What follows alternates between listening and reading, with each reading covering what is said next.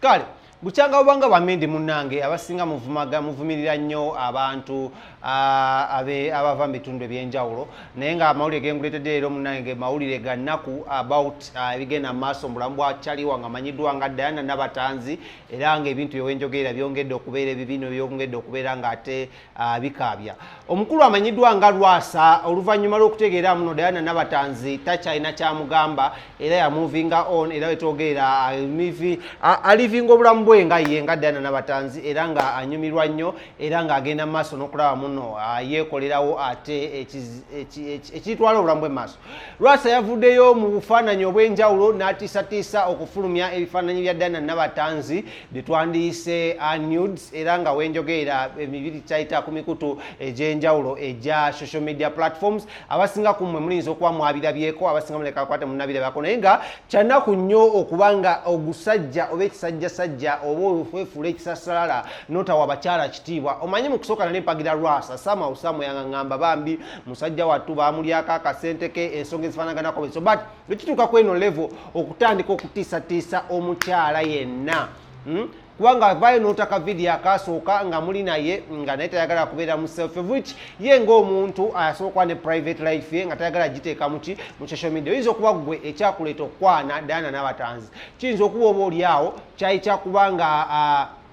ofuna popularity weyongerako otutumu abantu bongera okukumanya of which oyinza okuba kifuna naye lowooza ku kifaananyi kyogenda okuleka abaana ba Nabatanzi baalizaala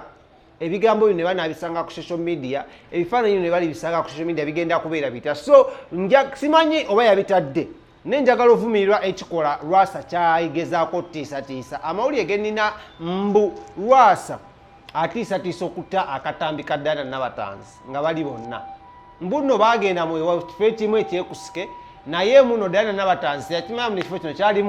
kyalimu kamera. So Lwasa munnugu nogezaako okusasula okulivenjinga Diana Nabatanzi mbu Lwasa ayagala kutta ebifaananyi okitegedde Lawrence ojjuka ebifaananyi bya Desire Luzinda ojjuka ebifaananyi bya Zali ne Cindy awo n'abiyingiramu Judith Hardy. So njagala okukuba omulanga eri buli mukazi yenna bwe kyali kituuseeko buli mukazi yenna bwe kyali kituuseeko naddala ng'oli serebu oba nga toli serebu naye ne waba wasaasaanya ebifaananyi byammwe mwekubisa nga muli babiri wabanda baba babiri oba obutambi bwe mwekwata nga muli babiri omusajja oyo n'abufulumya. Njagala okubakubira omulala muveeyo mulage girl power mulage woman power mulage amaanyi amaanyi agavumirira ekikola kino kwanza sikirizaamu era ebifaananyi bino nemala bifuluma Lawrence oba Diana mwabiri oba tabiriimu ngenda kunoonya Lwasa ompulira Lawrence ngenda kunoonya Lwasa akigeze Lwasa weepanga kigeze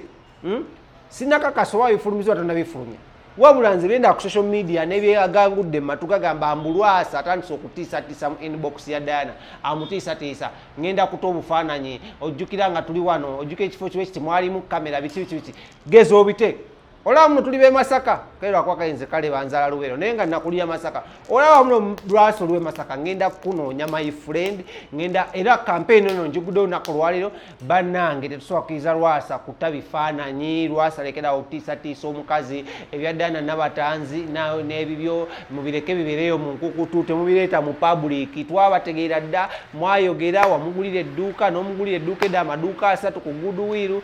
byonna twabitegeera naye kati wafuna omukyala pozi nga kyogamba omukyala takumala oba you're not contented ekitegeera naye kasi oba ng'oli contented n'omukyala gwewafuna I don't know why osobola okugenda mu maaso n'okutiisatiisa omuwala akola ki n'omuwala afaanaganako ng'ani nga Diana Nabatanzi. So mu mbeera ng'ezo Diana Nabatanzi ngenda kuyimirira naawe njagala okukubira omulanga na buli mukazi yenna gy'oli oveeyo oyimirire ne Diana Nabatanzi bino ebyogamba buno bagenda kufulumya ebifaananyi bye tetusobola bikkiriza era okukutiisibwatiisibwa kukomye wabula Lwasa nkunoonya oveeyo nnyonnyola ekituufu oba kituufu oba si kituufu. So mu mbeera ng'ezo ndowooza ayo mumazi sigenda mumuzaako ngalo naye nga kyannaku nnyo twaviiriddwako omukyala omu ku popular